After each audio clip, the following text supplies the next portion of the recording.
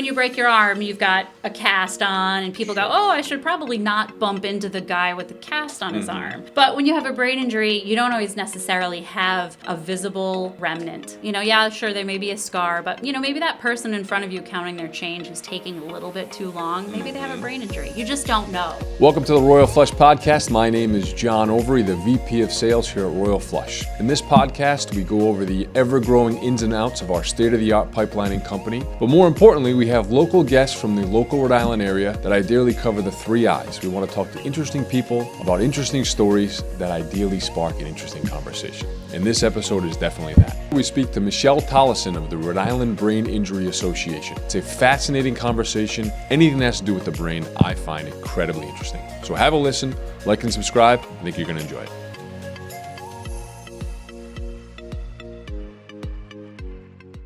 Welcome, everybody, back to the Royal Flush Podcast. We have the first female trailblazing guest. I will accept that. I will receive that. Yes, on the podcast today. So I would like to welcome Michelle Tolleson. Thank you very much. Thank you very much for being here. And Michelle, why don't you tell, which we've just learned in the last 5 minutes, you have a very unique connection to a couple employees here at Royal Flush. Why don't you tell everybody how we maybe initially met, and then how you know Kyle, who's behind the mic and information, and Joe, who obviously has been on some episodes with us in the past. Tell us about that story. Absolutely. I like to think of myself as the connection of Rhode Island. It's how many degrees of separation? Probably It says 6, but here it's like 1. It's pretty much 1. So we met business networking. We were at a meeting sharing business ideas and getting to know each other's businesses there. And I heard Royal Flush. And I was like, I know that I've grown up hearing about Royal Flush, but it meant something special this time because I was like, oh, my son's roommate works at Royal Flush. And I just wonder if you are Kyle's boss. So I asked. Yep. Which I was totally shocked because I've heard Kyle, me and my roommates were moving in together. We're going out here tonight. And I had taken a selfie and I go, Kyle, me and your roommate's mom are good friends now. And he was like, so that was a pretty funny story. Then you wonder, like, what starts to go through that person's mind, right? You're thinking, what does she know about Kyle that I really want to know? Absolutely. So that's the first connection. Second connection, we were walking in this morning. Walk in, at the front desk is Mr. Joe Spardella, who I know from a former life, which is great. So I used to work for a company called Fuel Belt, which did triathlete products. So the owner of that company, his name was Vinu Malik. He invented the first multi-bottle belt for triathletes, marathon runners, and he had a company called Fuel Belt in Warren. And Joe was a triathlete, and he was kind of like the guy everybody knew. He, as he said earlier, he called himself the mascot. I know him as Coach Joe. It's just one of those things where he was always a part of the team. Anytime there was things going on, he would be a part of it, and it was a really cool time in life. It was just one of the many eclectic things that I think I've done in my history. So that's how I know him. Yeah. Kyle and I have heard many of Joe's stories. For good and bad, Joe, we love your stories. But many of the triathlon stories and the great stories he has about his Joe life. has great stories. And we are not surprised that you know each other because he knows everybody. He does. He's like the mayor, for sure. He's one of those people that's just the mayor. And so if you haven't ever met Joe, find a way to meet him and listen to one of his stories. He has a lot of wisdom. He's fantastic. Yeah. So one of the main reasons I brought you on is you have a really interesting professional career that I think I would love to talk about. I have a lot of questions that I think can be really educational to anybody listening. I hope I have answers. But like every guest, I want to start at the beginning. I want to learn a little bit more about where you grew up, your childhood. And one of the questions we ask everybody is, tell me a memory that really sticks out in your brain. Could be anything from your childhood. So tell me about growing up. All right. Well, so I grew up in Riverside, Rhode Island. Me too, by the way. You did? Oh, my God. Where did you grow up? I grew up across the street from Bayview, which is technically the Riverside line. It is the line. On Waterview Ave. But as a little kid, I went to St. Brendan's. No, I did too. Okay, I went there for 4 years. Okay. Up until second grade, and then I went to Meadowcrest. Okay. And then Riverside, and then East Providence. That's Wow. So I don't think we knew I that. had those connections. So I grew up off the Wampanoag Trail, the medical center across from the radio station. Yep. Actually, that's going to be my memory. It just clicked. All right. So I grew up across from 92 Pro FM, and one of my favorite things to do with my brother, who was 6 years older than me, who actually passed away 9 years ago, but we used to go down to see all of the acts, like the New Kids on the Block and Debbie Gibson. Like anytime there was a limo, they would come in they would studio. come to the studio. So we had like a front row seat. We lived on President Avenue, that same street that the medical center is on, and we would just look down the street, see if there was a limo there, and we would just he'd walk me down there. So I was little, obviously, at the time, but he would walk me down there, and we would go to try to meet all the famous musicians and stuff. So that's probably one of my like most what's the word? Like vivid memories? Yeah, yep. I have like vivid memories of walking down the street to the radio station with my brother. That's nice. So yeah. What schools did you go to? So I went to St. Brendan's. Well, I went to Bells and Bows Nursery School, in case we want to go that far back. It was in Riverside.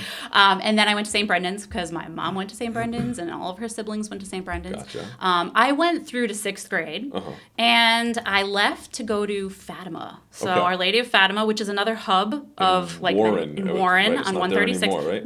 None of the schools that I went to are there anymore. It's like, where do you go for transcripts these days? I don't know. So Our Lady of Fatima, so I went from 7th through 12th grade, and I loved it. I mean, some people, I guess, when you go to a small Catholic school, have not great experiences, but I loved high school. I'm still really good friends with several people I went to high school with, and I was in the drama club. Like, that was my thing. I tried filling in, because it's a small school. They had a soccer team, but very often they didn't have enough people to play soccer. So I tried. They asked me once, they were like, we just need a body. We just need a body. And I was like, okay, I got this. They put me in a goalie. I don't know why they did that. I really didn't play soccer at all. I was so tired in like 30 seconds.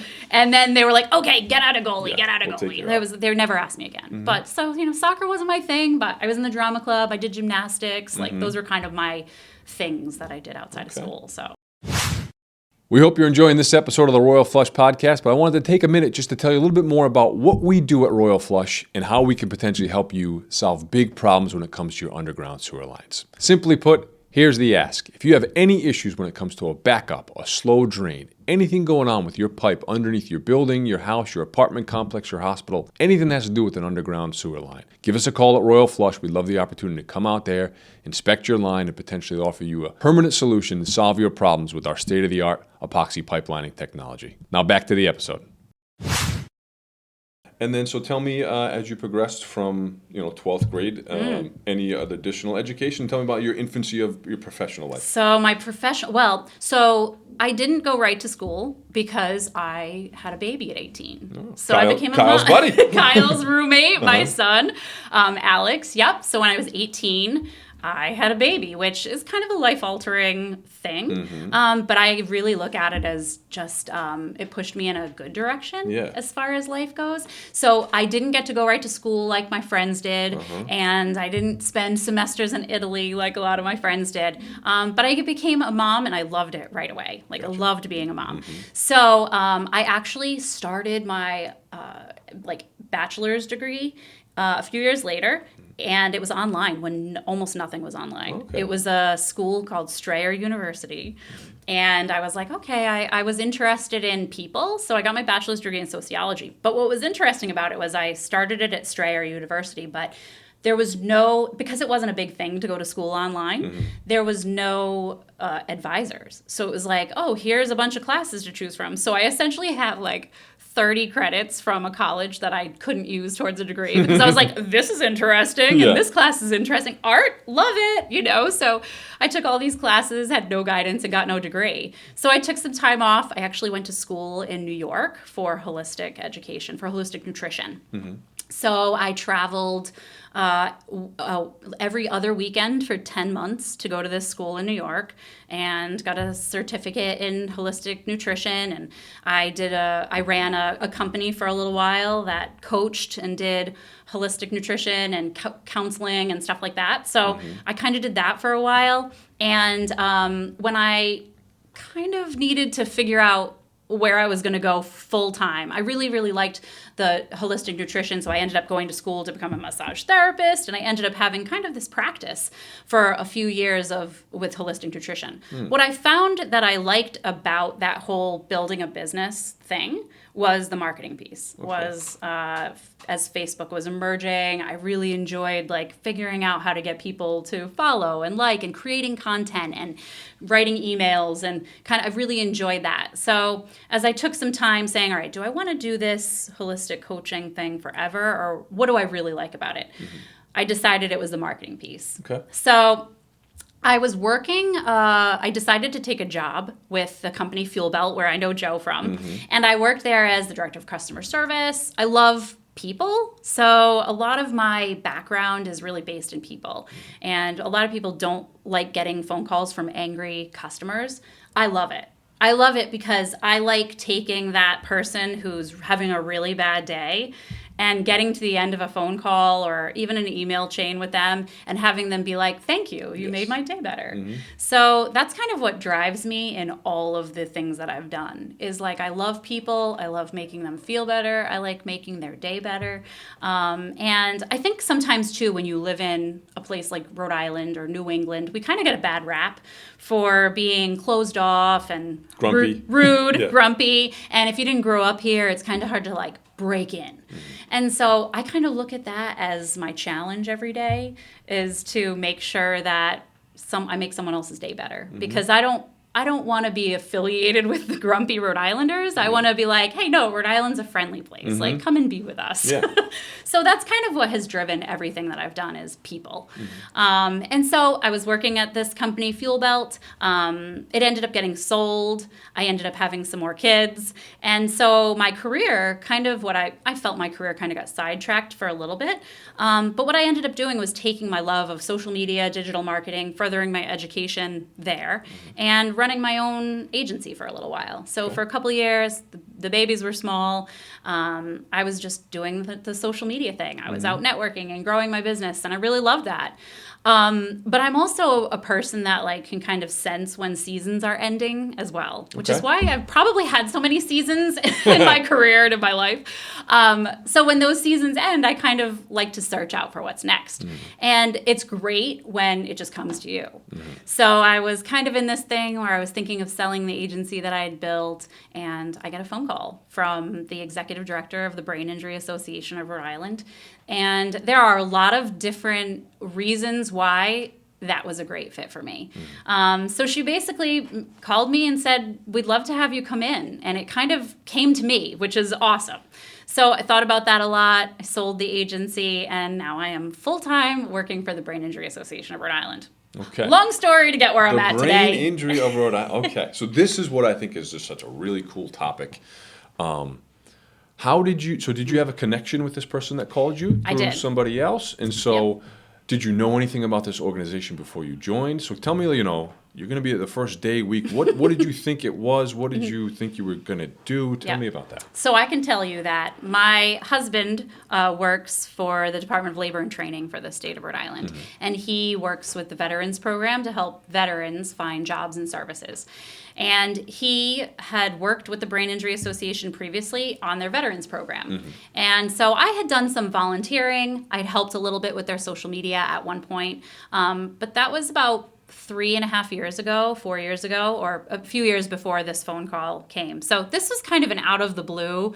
I did kind of one of those, what is she calling me for? And what could she possibly want? And so I just kind of knew once we sat down and talked, she had talked about needing, or wanting development, so I do marketing and development for the organization. But I have some personal ties with the organization as well. So my mom has been disabled my entire life. So at 18, I didn't just become a mom, but I became part of a sandwich generation. Okay. So I've been kind of a caretaker my entire life to my mom. She's physically disabled, and she has a rare neuromuscular disorder. So when I was younger, she had a lot of abilities. She drove us around. She did a lot of things. She worked from home before it was cool. Like in the 80s, my mom worked from home. Like you didn't know a lot of people that worked from home back then. So she did it all, and slowly her disorder is progressive. So she's slowly had fewer and fewer abilities. When I was a kid, she got remarried and when I was 9. So my stepdad kind of took on that role of full-time caretaker for her as she declined and as all of us kids got older and started doing our own things. Yep. But a few years later, he actually suffered a TBI, traumatic brain injury. Okay. He fell and had some bleeding in his brain. And when they were fixing that, he suffered a stroke. So he didn't just have a traumatic brain injury. He also had an acquired injury after that, too. Mm-hmm. So brain injury is something that I've been affected by personally. And what that did was, we talk about brain injury being not just a ripple effect, but a splash. In an instant, it changes many people's lives. Mm-hmm. And so, and it did for us. So my stepdad has this brain injury. He's in a coma for 3 months. We're not sure if he's going to make it. He ends up making it, but is greatly altered after that. And therefore, the full-time caretaker for my mom is no more. Mm-hmm. So my husband and I filled in that role. That meant, moving in together to make sure that we were there if something were to happen. Mm-hmm. And it affected our lives greatly. And in a way that, I just got to shout out to my husband. Major saint, for 15 years, taking care of my mom and my stepdad with me. So shout out to Jeremy. You're awesome. But so what that speaks to, though, is that it takes a team. It takes a people of support to help survivors and other people that are affiliated with that survivor to walk through the rest of their life, whatever that looks like. And it's different for everybody. Yeah. So when I had the Deborah Sharp, the director of the Brain Injury Association, call me, I immediately knew. I was like, this doesn't just fit how I love to work with people and how I like to make people's days better. Mm-hmm. But it also is a personal thing that I've gone through, a personal battle, if you will, of our family and of the people that have been affected by this brain injury. So, and there's other stories. Everyone has a story. We call brain injury the hidden injury. Mm-hmm. So when you break your arm, you've got a cast on, and people go, "Oh, I should probably not bump into the guy with the cast on his arm." But when you have a brain injury, you don't always necessarily have a visible remnant. Sure, there may be a scar, but maybe that person in front of you counting their change who's taking a little bit too long, maybe they have a brain injury. You just don't know. Yeah. So that's what I really love about the organization. And I knew immediately when she called me, just in my small affiliations with them previously, that it's where I was supposed to be. Mm-hmm. Yeah, it sounds like it was meant to be, right? It was, yeah. Serendipitous. I have a lot of questions. Okay, so. I know, I put a lot of holes in there. If you could define what a TBI, a traumatic brain injury, if you could define that, what is the definition? So the definition essentially is a brain injury that is caused by a blow or a hit or a puncture, something that hits the head and causes the brain to hit the skull inside of the head. Whereas an acquired brain injury would be something like a stroke or an aneurysm. It wasn't caused by anything external. Sure. Okay. So that's the definition. I got you. Mostly impact related. Yes. Okay. Yep. Mm-hmm. And then if you had, I'm sure, Kyle and I in our business talk about the pillars of our business. Mm-hmm. I'm sure there are maybe the pillars or the categories of that these brain injuries fall into. And so what are maybe the 3, 4, 5 most common people or incidences that you come across that have traumatic brain injuries? Sure. So elderly with falls, that's a big one. Mm-hmm. We see a lot of domestic violence victims. That is another category. And also people not wearing helmets. That's another. So kids fall a lot when they're learning to walk. Mm-hmm. It's really hard to define because a lot of people don't get treated for brain injury, or they have issues later in life and don't realize it was brain injury related. So, but falls is a big one. Car accidents is a big one. Head injury, concussion, sports.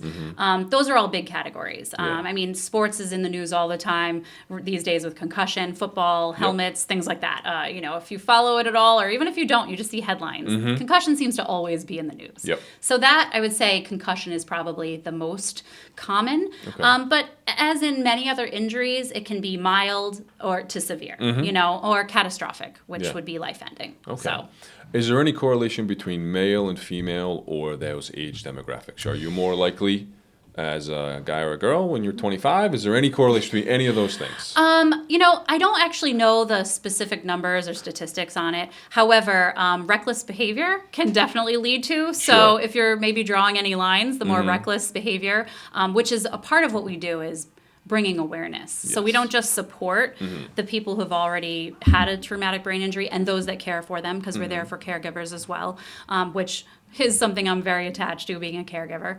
But we also support and bring awareness to the fact that brain injury exists. So the number that we have right now is 15,000 Rhode Islanders every year get a traumatic brain injury, suffer a traumatic brain injury. Okay. But that number is only from hospital emergency room departments. It doesn't include people who see their physician. It doesn't include people who don't see anybody. It doesn't include people who go to an urgent care facility. And it also doesn't include any acquired brain injuries, like we talked about, the strokes, the aneurysms, things like that, brain bleeds. So the number is way higher than 15,000. Yeah. So for something that affects more than 15,000 Rhode Islanders every year, we're really in a public health crisis with brain injury, and a lot of people don't know anything about it. And a lot of people don't know who to call when they experience that. Yeah. And that's really a huge facet of what we do. We go to schools, we go to senior centers, we go to places of business, we will go to community centers and do all sorts of education. We actually help to educate EMTs on really how to recognize brain injury, because sometimes it gets overlooked. When you have someone's arm or someone's leg, it's not always first of mind to say, oh, I wonder what's going on with their brain. Yeah. So, And not as easy to diagnose, right? 100%. You can see a broken arm. Absolutely. I can't pick it up. You're like, something's wrong with that arm. But yeah, you can't always tell. One thing I picked up on you saying is not only the effect it has on the person, but the other people. And what that leads me back to is a conversation we had with somebody on our podcast previously, Adam, who is a recovering alcoholic. Gotcha. And he has an amazing story. I recommend anybody who's hasn't listened to Adam's podcast. It's awesome.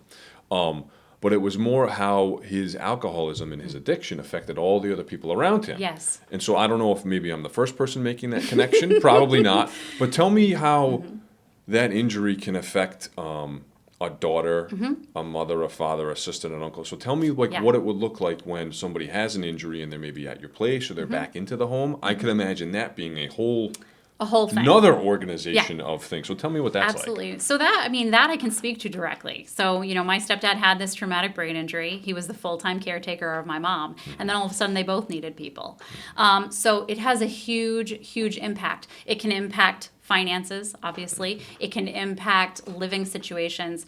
So for 15 years, my mom just recently went to a nursing home, which was a really hard decision. My stepdad has since passed away. But, we continued being her caregiver for 15 years. And it's one of those things where as a caregiver, only another caregiver will really understand. Oh, yeah. Because no comprehension.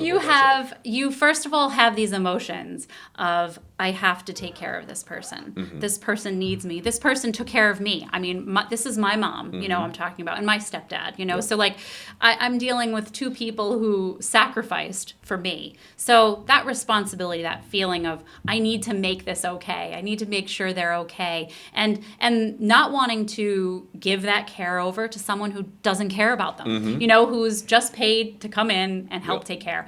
The other thing too is getting people to come in to the house is very, very tough. When you're talking about qualified caregivers and paying for them. So there's a huge impact there. And not only that, but I know for us, my parents were in the same house as us. So when you do have people come help, they're in your house, so you have this weight of, okay, I have a stranger in my house until they don't, become not a stranger. We had many amazing caregivers, but it gets to a point where you have to be able to pay for the good people, and where does the money come from, and the resources. And one thing about the Brain Injury Association of Rhode Island that is amazing to me as a caregiver, when I think about it as a caregiver, is we have a program that helps people to navigate the system system in Rhode Island. And we have she's called a facilitative resource person. And she's or a navigator. And essentially, if you've ever gone through a process of applying for something in Rhode Island, namely for me, it was Medicaid that really opened up my eyes. Where I'm applying for helping my mom to apply for Medicaid, and the paperwork and the phone calls and the busy signals and the not answering phone calls from the state. Very, very difficult to maneuver. And I am an average functioning older person, not old person, but I'm average functioning middle-aged person. And it was really difficult. And you don't have a brain injury. And I don't have a brain injury. And so for me, it was like, wow, this is so needed. So we offer navigation services for caregivers and survivors to say, hey, you need to fill out this paperwork. We'll help you do it. We'll help you fill out this paperwork. We'll stand in line at DHS. We'll do those things to help you get the resources that you need. And that's huge because it's filling out 40 pieces of paper and when you can't remember your phone number or, so it's one of those things where the organization really supports the caregivers as well because taking the stress off of someone that is emotionally attached to a person, that wants the best for that person, but has limits. And that's really the thing as a caregiver. You reach that point where you're like, okay, and then there's the guilt involved. I mean, there's guilt involved as a caregiver when you're like, oh, okay, even the thought of starting to think of having my mom go to a nursing home. Sure. Amazing amount of guilt there. I would think that you are almost processing those 7 steps of grief 100%. with the immense amount of responsibility and to do everything, but I'm sure at times also you're extremely mad. Maybe not just at them specifically, but the situation. Probably mad at the system for what you've now delved into of all these things of not being easy. I'm sure there's been mass amount of guilt of also, at that point you're a young woman and you've got a lot of life ahead of you and you want to do things, but whenever you do things with your young son or your personal life, you're now spending time away from them. So I can only imagine the psychological process that takes on the caregiver, and I bet you that's something that nobody really thinks about. Nobody thinks about until they're in it. And that's another thing that is really awesome about the organization is we have support groups that are geared specifically towards caregivers. It's kind of one of those things where I look at it as veterans. Only veterans really can understand veterans. They get each other. They don't have to say it, and they just understand each other. And that's kind of how it is with care. You're in a battle as a caregiver. You're in a battle for your own psychological wellness. You're in a battle for your own, life and the things that you want to accomplish. And you're in a battle for someone else who maybe necessarily can't help you fight that fight very well. And so there is a significant need for support, for being able to vent, to being able to talk to people who get it, who maybe aren't in the same exact situation as you. But when you own that title caregiver at any point in your life, you have a special connection with others who have been in that position or who are currently. And I'm really a firm believer in, I think we go through things in life to be able to help others. There are some tough things that we all go through in life, but when you get to the end of something that was really, really tough, you're in a unique position to be able to help someone at the beginning of a journey similar to yours. Yeah, so. I gotcha. That's a really great perspective on it. So let's delve into more of the specifics of the organization. Sure. So obviously education seems like a really important part of it. But maybe delve into the actual fundamentals of how you're involved when somebody does have a brain injury. So absolutely. Kyle, we'll use Joe because Joe's old. Joe walks out of here. He trips over the curb. He falls and hits his head. He's okay, but he's suffered a brain injury. He's got a connection with you. He's healing, and you realize that this injury might have some impact. So how does that work on, we'll call that recovery process? Sure. Tell me something like that. Well, first I always need to say when someone suffers a brain injury, go to the hospital. Or if someone hits their head, go get looked at, go get checked. We are not a medical facility. So that's really important for me to clarify that. The Brain Injury Association, we don't see patients. We don't diagnose. We don't do medication. We don't do any of that. We are a resource. So you've gone to a doctor and they say you have a concussion, you're having some trouble, you go through your treatment plan with your doctor. But maybe you're not able to work like you were, or maybe you're having trouble because you're putting in less hours at work and you're making less money, or you're having trouble paying your bills, or so you have some of the many things that can happen after a brain injury happening to you. Effects, right? The side effects, yes, and that's more than just physical. And so you need some help with that. So call up the Brain Injury Association. You'll talk to our resource navigator, and she will see where you're at, see who you've seen, see your income and qualifications, and try to see what resources in Rhode Island that you qualify for. And once that's seen and understood, help you go through the process of accessing those resources. The other thing that we do is we have a resource center in our office. So we just moved a couple doors down. If you knew us at 1017 Waterman Ave, we're now at 1029 Waterman Ave. Same building, few doors down.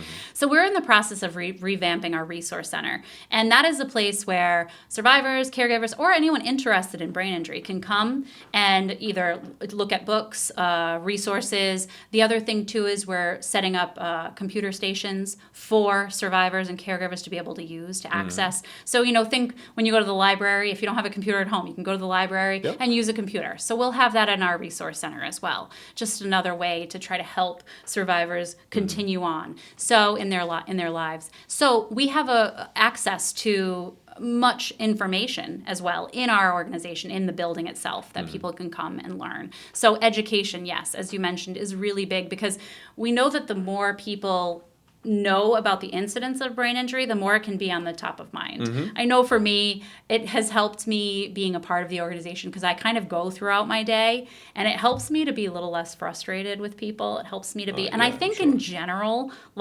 we all can agree that the world just needs to be a little bit kinder to everybody in general. And not that, everybody's walking around with a brain injury, but I think just being a part of something that helps people who have something going on that you can't see. Mental health is big right now. Everyone's talking about mental health. And so it's kind of just another one of those things that it's like you never know what someone has going on. And so it helps me throughout my everyday just to kind of be more aware of that. So yeah, education is big. We love to go into schools and workplaces and let people know not just what brain injury is, and we know not all brain injury can be prevented, but a lot of it can. I had talked to you previously about distracted driving. So we have a distracted driver training program where we go into a workplace or a place of business and talk to people not about what distracted driving is, because we all kind of know what distracted driving is. And we all do it. But the consequences of that. So, just a statistic is 10,000 accidents every year in Rhode Island are distracted driver related. So, it's one of those things where people don't necessarily, when they pick up their phone to check to see who's calling or answer that text, don't necessarily think, hey, I could get a brain injury, or let's give someone else a brain injury. And so I think that's one thing is, we're in such a fast society that we're not really thinking about the repercussions of our actions. And one of those things at the Brain Injury Association, we want people to think about their actions first. We want people to say, this could cause a ripple effect. And when you know how many lives can be affected by one brain injury that is preventable, once again, not all are strokes and things like that. We can't prevent all brain injuries. But, you can wear a helmet when you're riding that motorcycle, because in Rhode Island, you don't have to.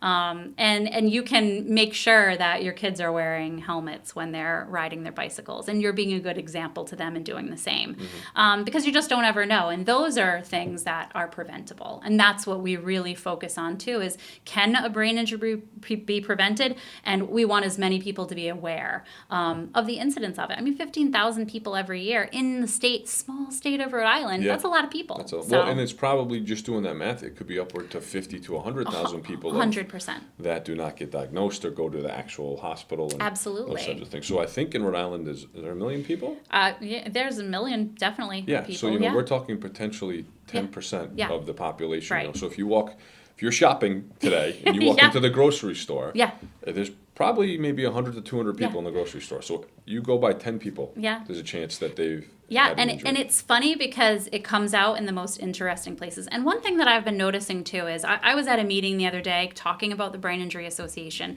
and this is a group of people that has all known each other for a while, at least a couple years.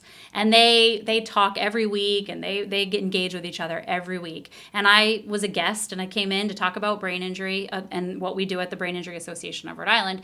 And all of a sudden, this person that they've known for a few years pops up and was like, nobody knows this, but I had a TBI a few years ago, and shares his story. And it's kind of one of those things where there was, 10 people sitting at the table, 10, 15 people sitting there. None of them had any idea.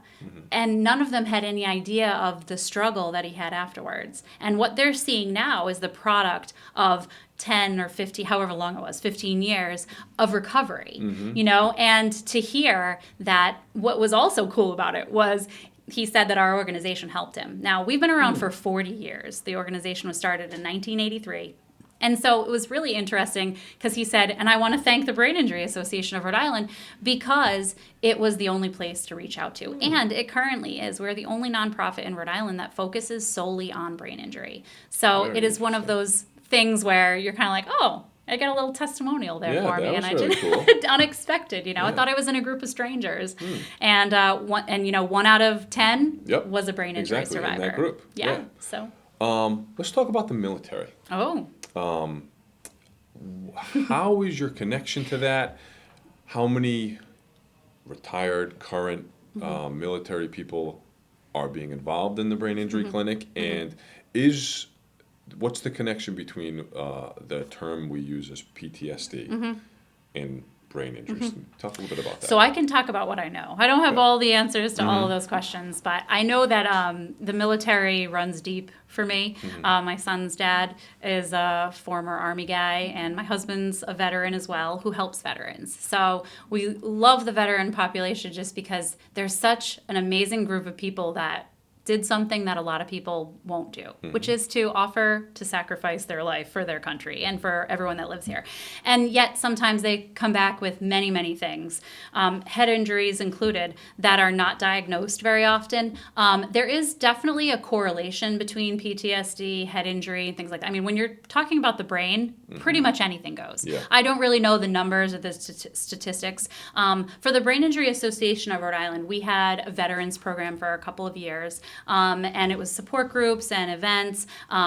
We've since lost funding for that. So that's one kind of ask that we have at the Brain Injury Association is we are looking for organizations that have a passion for veterans to come alongside us and help to fund that program again. As most people know, nonprofits do need money, to continue to do the work that we do. And all of the services and things that we provide are absolutely free. We don't charge for navigation services. We don't charge for support groups or anything like that. But the veteran community is a real special community. I talk about brain injury survivors being a special community. Well, this is another special community inside of a special community. When we talk about veterans, they get it. They've all been there. Even if their stories are different, they have a connection. There's a brotherhood. Yeah. There's a sisterhood, and they're all connected. And so when you bring that population of people together and they can talk, they can have a good time together, they can socialize.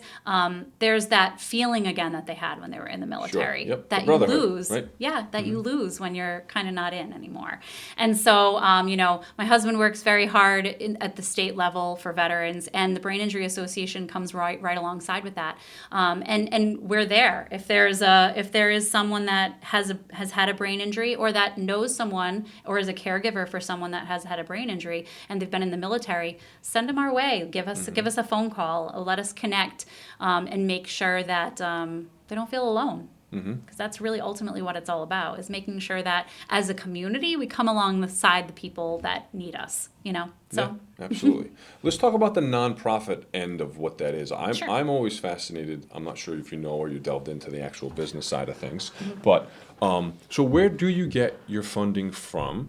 And give me some shameless plugs. I know you got a couple of cool events coming up for part of fundraising. So delve me into that kind of back end of the business and talk to me about that. Sure. I mean, so we do receive some grants A long time ago, the organization was very heavily grant funded, and I know the term, putting all your eggs in one basket. Those things can get taken away pretty quickly. So we have since leveled out a little bit more, and we do a lot of fundraising. So we do a few larger events throughout the year. Next week, actually, we have our first golf tournament coming up, which is going amazingly well. We have some great sponsors for that. Marasco Nesselbush, Amica. We've got, just several organizations that are coming alongside what we're doing there.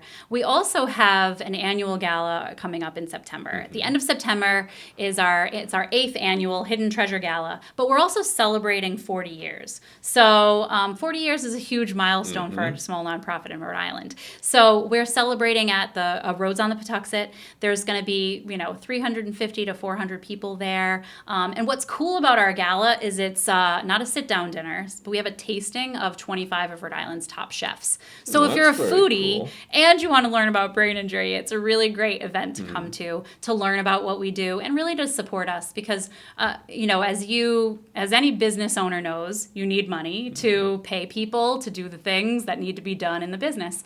And as a nonprofit, it's unique because we don't make money from our clients, So, at Royal Flush, people pay for your services, and that helps to pay for the people that do the services and put on the podcasts and sit at the front desk. Whereas a nonprofit, we're not paid for services. So we look for people who have a passion. We look for people who maybe have a history. We look for organizations who, maybe have workers that have dealt with brain injury or that are caregivers or find any connection whatsoever. The cool thing about us as an organization as well is there's so much crossover with other nonprofits, and I'm more the merrier type of person. Let's get everybody in the room. Let's help everybody because there are organizations that work with people with physical disabilities. Well, when you have a brain injury, you can be left with a physical disability. The domestic violence. Well, a lot of domestic violence victims are survivors of brain injury as well. So there's so much crossover between us and other organizations that I actually call out to other nonprofits and let's do this together. It's a very small state. Yes. So as far as that goes, we are basically, I think it's about 50-50 grant funded to, donation and organizations that come alongside and help us. Navigant Credit Union is another one that we've done a lot of work with, and they've just been amazing for us. And so, we do have these organizations that kind of support us throughout the year, and then there's other organizations and businesses that, kind of pick and choose the events that they like, or want to be a part of. But ultimately, the other really great thing about our organization is we are Rhode Island. So when money comes into us, it stays in Rhode Island. Gotcha. We don't have an organization that takes and spreads it out, throughout the country. So if you are looking to support an organization where your finances stay in Rhode Island, we're one of those. And so that's another thing I really enjoy about the organization is it's nice knowing that the work you're doing is literally helping your neighbor. Absolutely. And in Rhode Island, we're pretty much all neighbors because, it's Rhode Island. Yeah. Small. Small but mighty. Before we get to the end and our final question that we ask everybody, is there anything, any PSA you want to give? If so, any tip or advice if somebody who thinks they might have potentially had a brain injury now that they're listening to this, how do they get in contact with you? Anything that you want to maybe ask somebody who's listening? Sure. So we have, several asks depending on who you are. If you are a brain injury survivor or a caregiver, we want to hear from you. Even if you're in recovery 20 years, we want to know your story. We want, we also want your insight. I think when it goes back to, when you've been through something really hard or difficult, and maybe it's a continuing journey, which it usually is. Yep. Can you give back? Can you help? Can you be one of those people? So we always love people to come and volunteer or, be a part of support groups and things like that, because we really think that's important. So if you are a brain injury survivor or caregiver or know somebody and you've never connected with us, or maybe you were connected with us 30 years ago, we're still here and we still want to hear from you. We love hearing recovery stories and sharing those as well. Yeah. So, that's kind of one aspect. Another is, if you're an organization and you are looking to partner with somebody who's doing something in Rhode Island, we'd love to hear from you too.